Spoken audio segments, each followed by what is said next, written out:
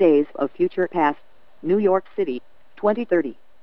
In an old condemned building on the east side of New York City, we see a gray-haired rugged man, with black torn pants, and a ripped staining blue shirt, trying to eat what looks to be meat that has obviously gone bad. "Scott," the light female voice called, and the man raised his head. "Look at the teleprompter. We just got a message from the other side of the city that sentinels are blocking off the north and south side of the city, trying to find as many humans and mutants as they can. This can't go on. How long do we have to live like this?" The woman suddenly starts crying. Scott looks at the woman, but doesn't immediately comfort her.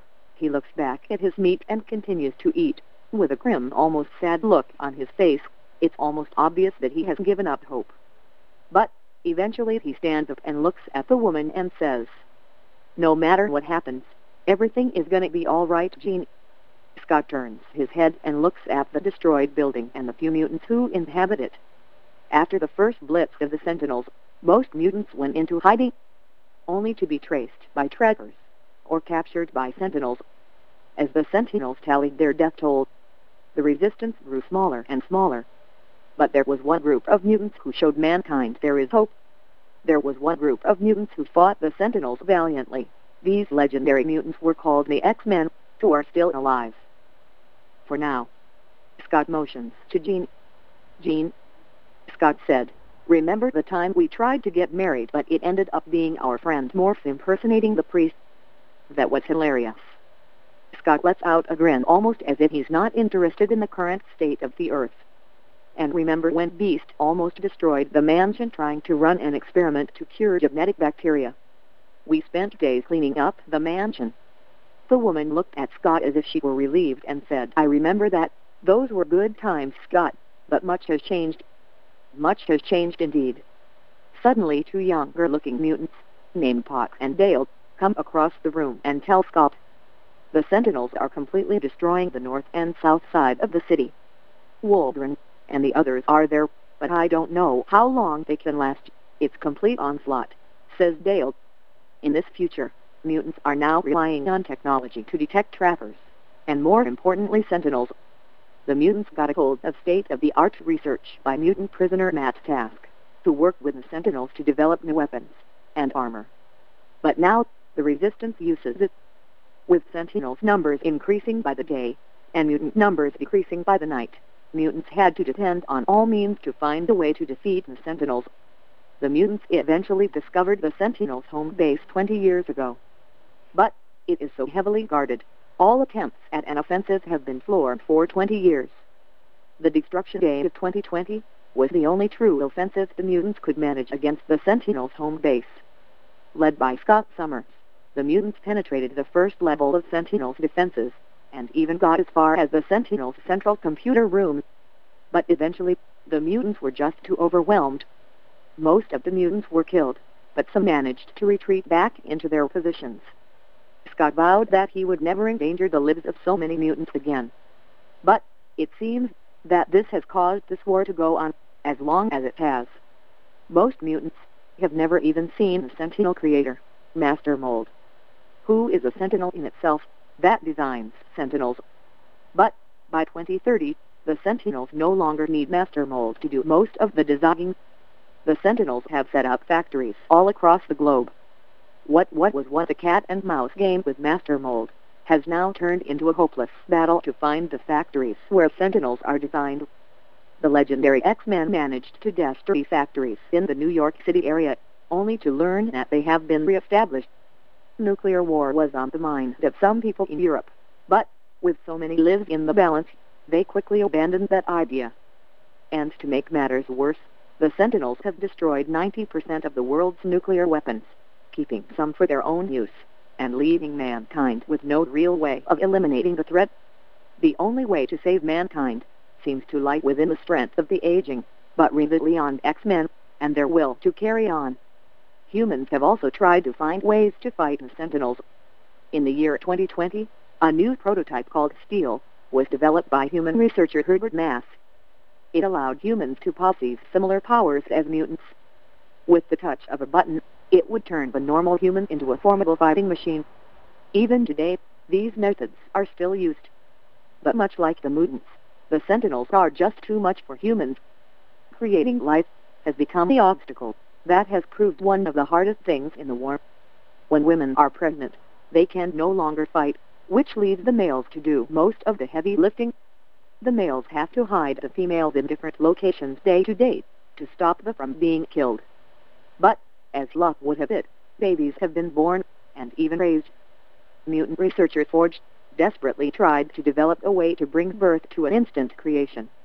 He theorized that by creating duplicates with genetic material, you could turn the baby into an adult in a matter of days. But, with his research constantly being destroyed by Sentinels, he was never able to take this plan into action. Sentinels have placed death camps all across the globe. From California to London, death camps stretch the entire planet. Cities no longer look like they used to. What used to be thriving homes have now turned into listless wastelands with few inhabitants. Most mutants fear the Sentinels, so they are easily captured. The mutants who stand up to the Sentinels eventually die. As years go by, it almost seems obvious that it's only a matter of time before the Sentinels completely take over the world. And with the X-Men slowly aging, the world seems as if it will lose its self-proclaimed gods, and the hope that they bring along with it. Some of the technology that the mutants' posses can even detect when a Sentinel approaches. Yet, this has not saved the countless lives that are lost every day at the hands of these mechanical demons. Suddenly, Spock holds out a communicator. "Look at this." "Who is that?" "Oh no, is that Archangel?" says Scott. "His data is still sending live feeds," says Spock. "It's a war zone down there. Why didn't they attack from the south like I told them to?" says Scott. "They don't listen, and this happens. Stuff like this angers me." Scott looks enraged over the strategy plan the mutants took. "How do we ever expect to win this war when we can't even do simple routes? We should have been prepared for something like this." "Oh no, look," says Spock. "My God, is anyone gonna help him?" says Scott. "No, no, no," says Spock. "Archangel is dead." A barrage of Sentinels converge on him. Though Archangel desperately tries to retreat, it's to no avail. "I can't believe we lost him," says Scott. "Archangel fought valiantly in the Resistance. He survived more times, and got out of tight jams more times than anyone can count. But in this future, death almost seems certain." "Is Forge still working on that time displacement whatever prototype?" says Scott. "Yeah, he says it's making great progress. The Sentinels haven't found where he's hiding, but if they do, I think it may be over for him and his time travel idea," says Spock. "Forge, thinking about time traveling to save the future. Now we've really lost it," says Scott. "That may be the key someday, Scott. You never know," says Jean. "The Sentinels' numbers grow by the day. It's almost hopeless. Almost everyone is dead," says Jean. "One thing you've learned as a boy is nothing is hopeless, Jean, no matter what the obstacle is." This is Scott, leader of the Resistance. Get back to the south side and well plan a new strategy. I repeat, get out of the north side and get back into the south side.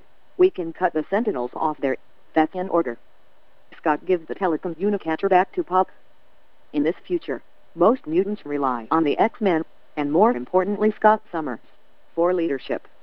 Over the years, Scott has gotten hundreds of mutants out of tight jams, and has been known to be one of the greatest leaders in the world. The mutants have proclaimed him leader of the Resistance. Or, I should say, what's left of the Resistance. Scott suddenly tells Spock, "Can you do something for me?" "What's that?" says Spock. "I want you to go outside and deliver a message to someone named Peter Parker." "Peter Parker? Isn't that the one known as Spider-Man?" says Spock. "Yes, it is.